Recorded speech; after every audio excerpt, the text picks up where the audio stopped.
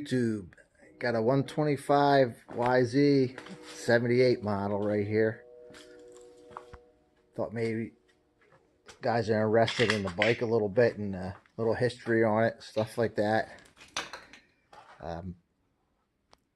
Got this bike off Craigslist. It looked good in a picture, but it really needed, it was really besides plastics and a seat cover and handlebars, and paint through all over it. It really needed some work.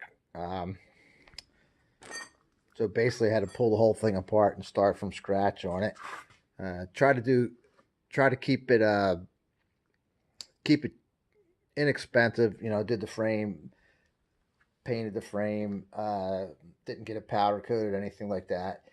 Took the whole motor apart, rebuilt. It had a 80 over Weisco in it, and had a lot of problems though. It's a 79 head on a 78. And they had a 78 head gasket, which was completely different. So had to mess around with that and get that straightened out.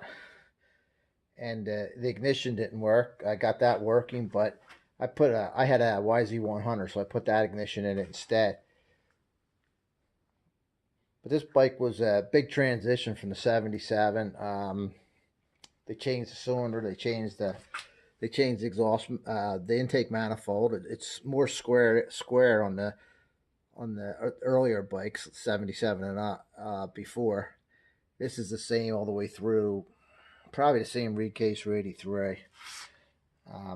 But the motor changed. The motor's the same in this from 78 to 70 to 80, I believe, if I'm not mistaken, like 3 or 4 years, the same bottom end. Then they went to maybe 81. Then they switched to right side drive, like 83 or something like that. Had the water cooled and right side drive. Sprocket was what came out the right. So, but the bike was the monoshock was ahead of its time for a while, and then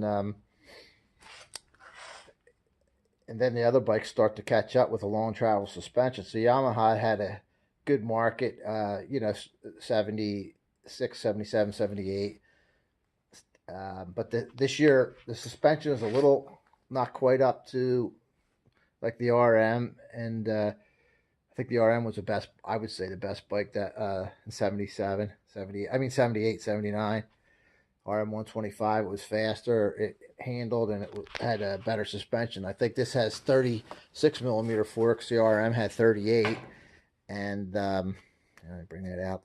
And then this has about 7 to 8, maybe 8 inches travel. The RM had about 10. Same with the Honda. Kawasaki was like non-existent that year. And the back the same way. It's probably about 7 inches of travel or better. But it was a neat bike. I just got to get stickers for the tank. I don't know what. Can't find any that fit exactly right. Either they're too narrow or they're too wide, or they're too wide or they're too narrow. I can't find any that match the OEM. So I bought a few Yamaha stickers off guys that make them, and it's just tough. I'm not satisfied with them, but I can't get that picky because I'm not that picky with everything else.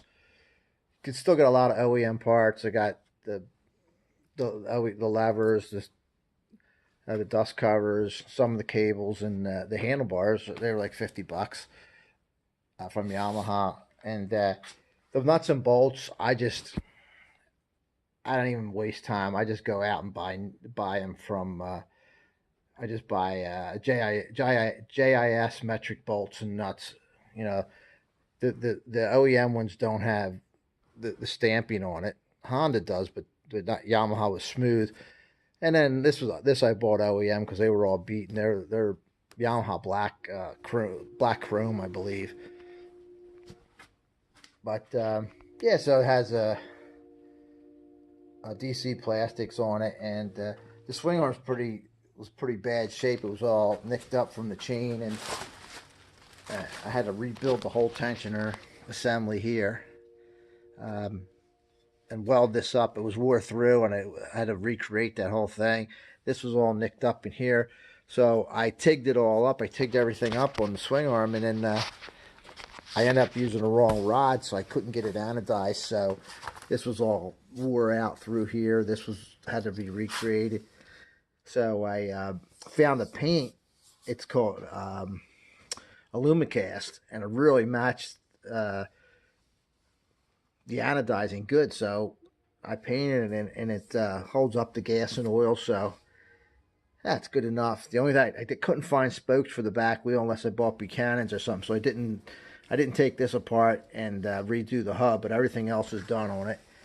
The front was completely unspoked and polished all the spokes and cleaned the hub, put it back together, polished the forks, got the nicks out, fresh fork oil, repacked the bearings and steering head. This has taper rollers. I think the year before it had ball bearings like a bicycle would have, but this is just a little bit different. On this one, it has a 78 cylinder, and it probably has a 78 pipe because the pipe has a different flange on it.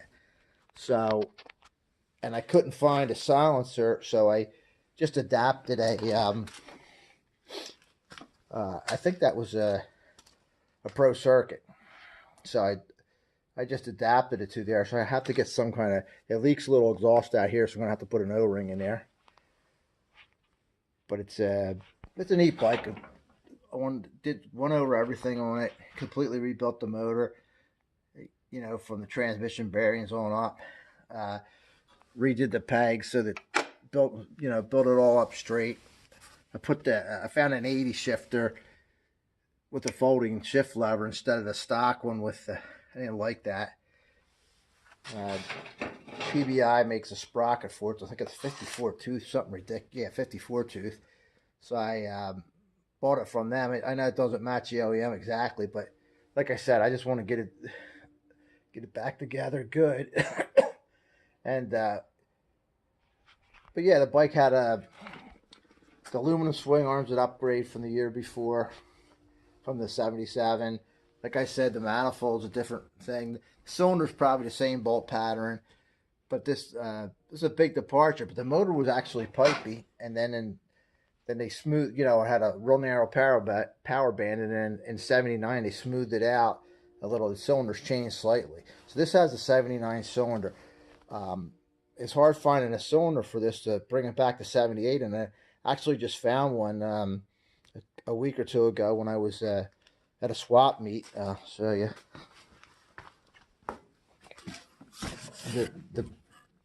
I was at a booth where they were advertising. They do I guess vapor blasting, and I was looking at the head, and I saw the code was a 2K6. So I said, man, that's a 78.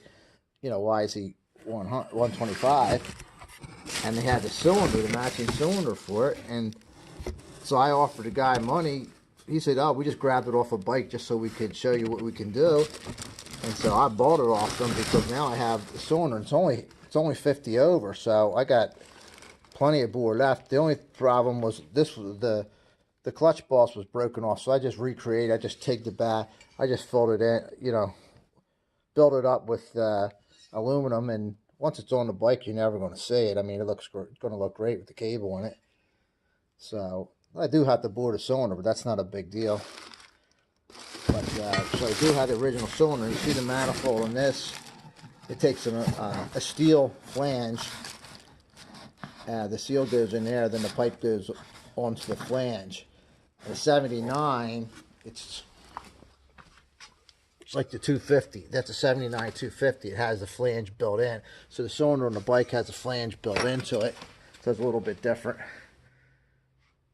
But a lot of this stuff I just did in, I did it all in-house. The color of the motor that's a duplicolor semi-gloss black, and I use a ceramic engine paint. It sticks real good. It's oil and gas resistant, and it's a spray bomb, and it matches Yamaha perfect. I did the head with it too, and then some of the things I use, like a low gloss black on the pipe, for example, and but it really holds up good, and you can get it any place. You can get these are the petcocks are only like $14 or $17 on eBay, and the carb's all redone and cleaned up and stuff like that. It has a new air filter in it. I think this is an OEM side plate. The other side is a DC Plastics side plate. But you can see what they were going for this year. This was a big departure. They went to the aluminum swing arm, a little bit more travel than the year before. It was a steel tank in the earlier Yamahas. I think then 77 was the first plastic tank. I might be wrong with that. I'm not sure. It's a different. They went to 36 millimeter forks. But this was their attempt. This was their bike that they were building then, and the front brake really works good. And they used this brake all the way through to the disc came out. I think it was used to 83. And in the 80s, they changed a little bit. It has to have that tag with the wear indicator on it. But 78, 79, 80 don't have that. So they're all interchangeable all the way up to 83. The boots are supposed to be yellow, but I couldn't find like a Yamaha yellow. It's Suzuki yellow. It's a little bit brighter. So I figured, what the heck, I'll just leave the black ones on there for now. But yeah, I could show you some of the stuff I did to this. It was real simple. I did it most of the stuff right here. I didn't send anything out. Okay, I could get I can't start it right now. It's a little later, but I get this thing out and run it. I mean, it runs like no. It's real crisp off the bottom, and really it fires right up, and it runs really good. It idles perfectly. So the carbs, and I mess with the carb a little bit. I got it really tuned well. So I'm running Maxima in it, Super M at like 40 to 1. And I'm running Bell Rain, the transmission. But yeah, so there it is. That's a 78 YZ 125, and maybe the next time I put it up, I'll have it running, and we can put I get the sticker on it. Then the stickers really make it the bike. All right. So, any questions or anything about this? I mean, I got a ton of extra parts, and some of it was a learning curve because I really didn't own Yamahas back then. So, I own Kawasaki. So, but that's a neat bike, and it's a neat piece of the thing. It's 41 years old, and then